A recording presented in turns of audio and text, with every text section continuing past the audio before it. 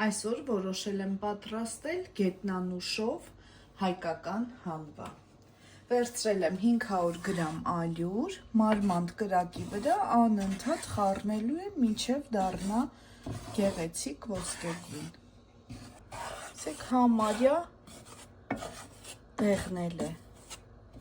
ալյուրը, կավելացնեմ 4 ճաշի գթալ յուղ,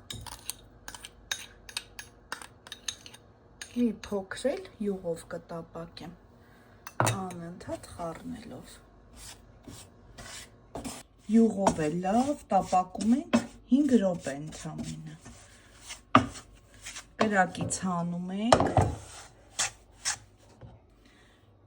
ավելացնում ենք 5 ճաշի գթալ մեղր։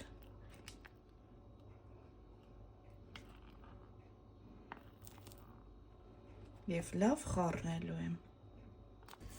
Ահա, լավ խառնեցինք։ Հիմա մի փոքր վանիլին կավելացնեմ։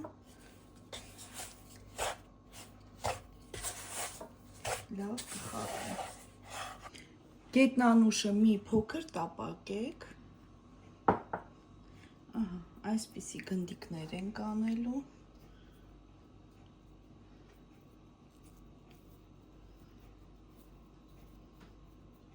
Մի քիչ կթողնեք հովանա, որ տաք չլինի, հեշտ լինի։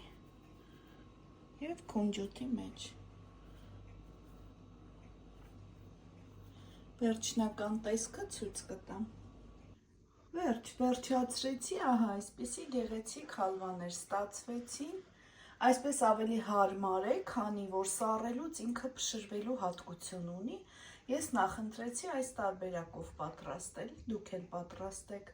շատ գեղեցիկ է և համեղ։ Այսքանը, բարի ախորժակ, ցտեսություն։